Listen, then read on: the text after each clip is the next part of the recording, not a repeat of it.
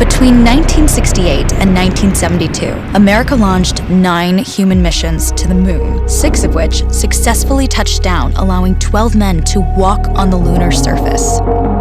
NASA's next chapter of lunar exploration, called Artemis, has the task of not just going to the moon to create a long-term human presence on and around it, but also to prepare for ever more complex human missions to Mars.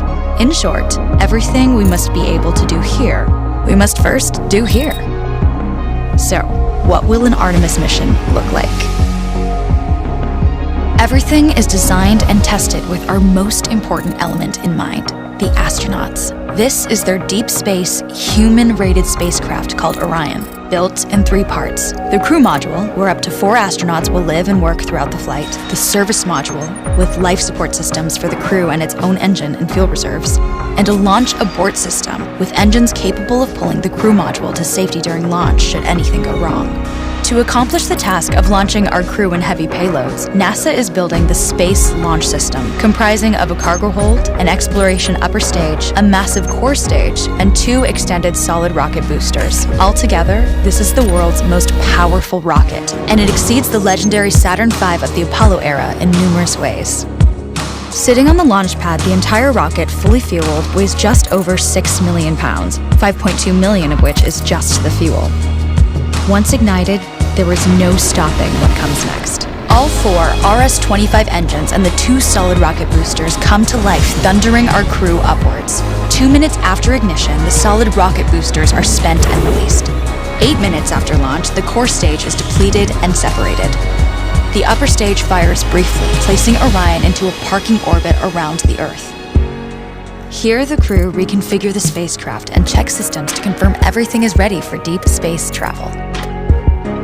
With a go from mission control, the crew reignite the exploration upper stage engines to leave Earth entirely. The exact timing of this maneuver is critical to reach a speed that can escape Earth's gravitational pull, but also put Orion on a course that will intersect the moon days later. Once this burn is complete, the upper stage of the SLS is jettisoned and the crew aboard Orion coast for several days toward all that awaits them at the moon. Approaching the moon, we see the fundamental differences between Artemis and Apollo. Instead of requiring Orion to serve as an expendable lunar command module or to carry a constrained lunar lander, the Artemis missions will take advantage of a different approach: pre-staging. Everything needed for lunar missions will be positioned in advance by commercial and international partners. This includes rovers, science experiments, and human-rated systems on the surface. But it also includes a dedicated lunar station in orbit around the moon called Gateway.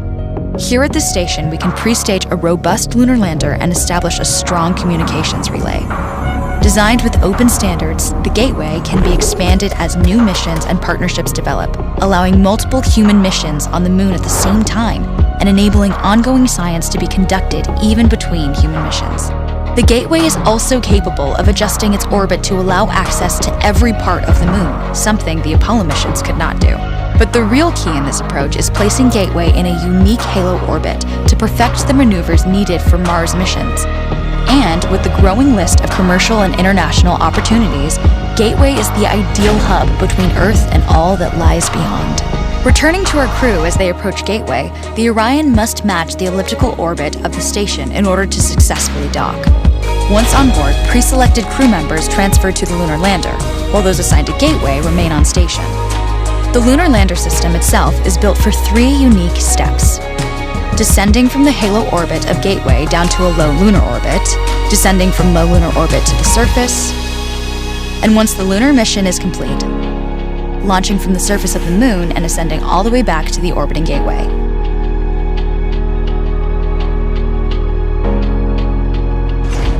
Once back aboard the Orion spacecraft and undocked from Gateway, the crew fire their engine once to break out of the halo orbit, and once again to sling the spacecraft around the moon, placing it on a multi-day trajectory back towards Earth.